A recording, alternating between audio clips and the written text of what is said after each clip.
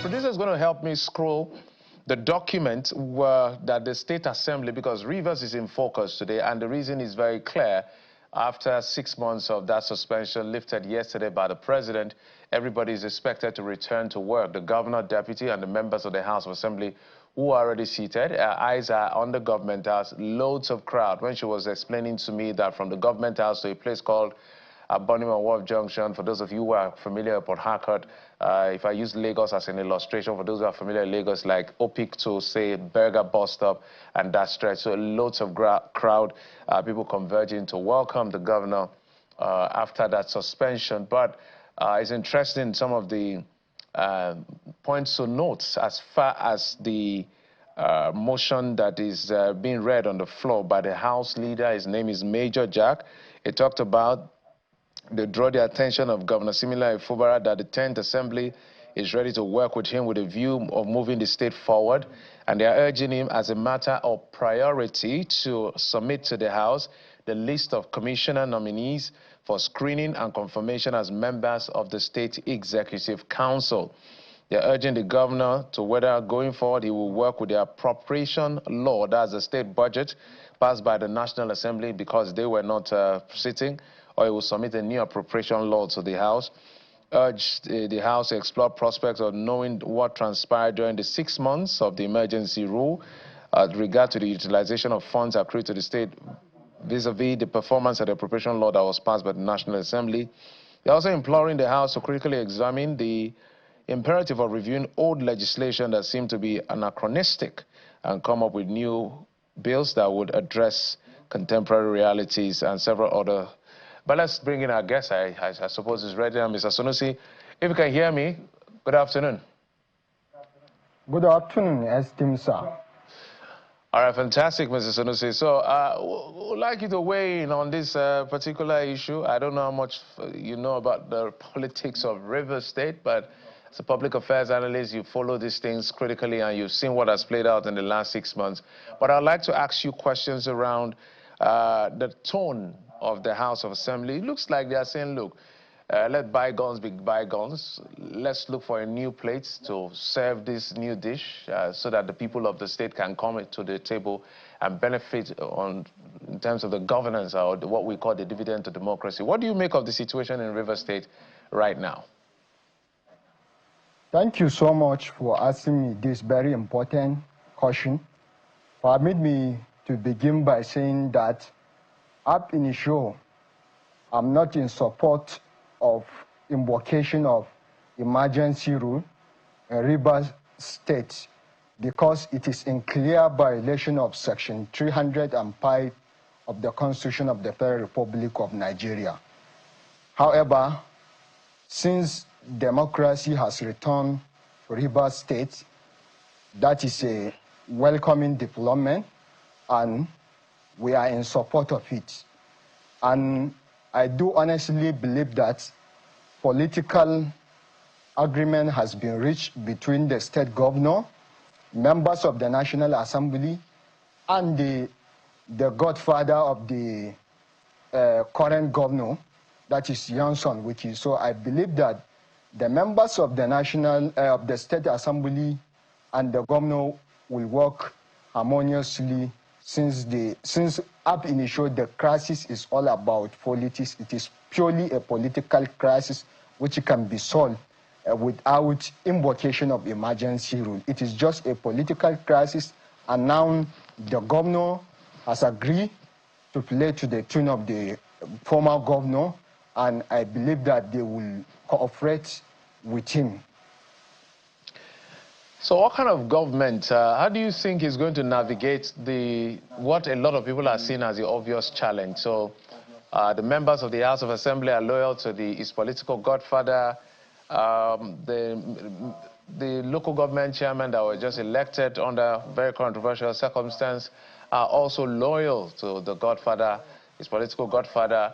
Appointments and board, I think as at till yesterday or 2 days ago, there were still new appointments by the sole administrator. Literally, they just said, we've set this bed, and this is how you want to lay on it. How do you think he can navigate this as a chief executive of the state?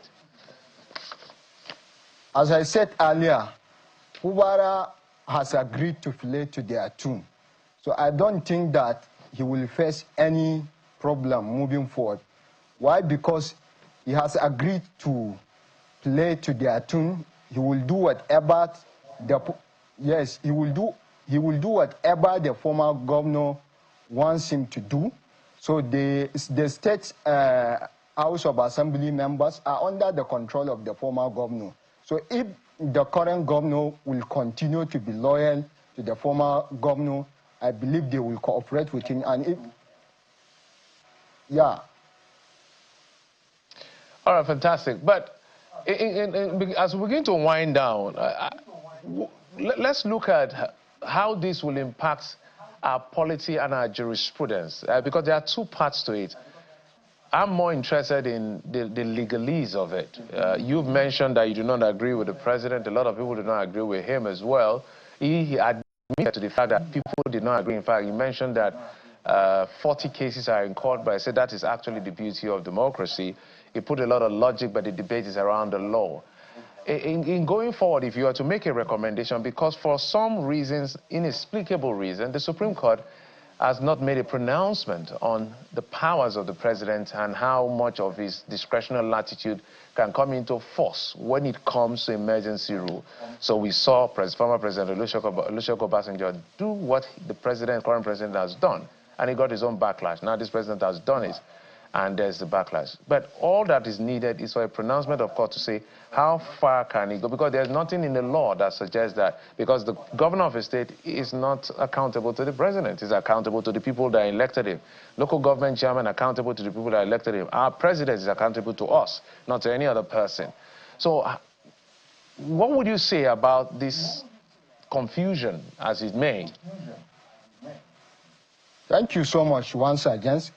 Legally speaking, we have not learned anything since the matter has not been heard before the apex court, that is Supreme Court, and now the matter has become an academic exercise. So jurisprudentially speaking, we have not learned anything, and I believe that in the next time, since this thing will happen again, the Supreme Court should rise to the occasion when such matter is brought before the court, should be treated with all the urgency it deserves, so that we can have a binding precedent, so that we should understand whether the president has power to suspend and remove elected officials or not. So we need a pronouncement of the Supreme Court to that effect. Then politically speaking, we have learned a bad precedent. Maybe in the next president or even current president may, if something happens, a purely political crisis, he may decide to suspend the governor or decided to suspend the members of the state assembly together with the governor, which is unconstitutional. And even Article 13 of the African Charter on Human and People's Rights clearly stated that people in Africa, people should not be ruled except through their democratic representative. So politically speaking, we have learned a bad precedent, and legally speaking, we have not learned anything since the Supreme Court was unable to hear the matter. And the matter now is an academic exercise. Well, a senior advocate of Nigeria who spoke to a senior colleague of yours today said, whether academic or not, there should be a finality to that pronouncement. So it should go all the way to the Supreme Court. And I hope it does, so that we put this matter to rest once and for all. And then I want to read the very last part of the president's statement when he, returned the state back to democratic rule, lifting that emergency rule before I let you go. And a lot of people have been interpreting this to be a veiled threat. I said I take this opportunity to remind the governors and the houses of assembly of the state of our country to continue to appreciate that it is only in an atmosphere of peace, order, and good government that we can deliver the dividends of democracy to our people. I implore all of you to let this realization drive your actions at all times. Some people are saying that statement sounds like a veiled threat. What do you make of that particular line of the statement? It's purely political. As I said earlier, I believe that Fubara has agreed to their terms. So they will already cooperate with him since they reach political agreement. So I believe that particular paragraph is purely political, and the president has achieved what he intended to achieve by declaring the state of emergency to bring the governor under the control of his former boss or his political godfather, that is Yanson Wiki. So that is it. I must thank you so much. Naza Sunusi, lawyer and public policy analyst. We appreciate you for coming on the program. Thank you, sir. Thank you so much.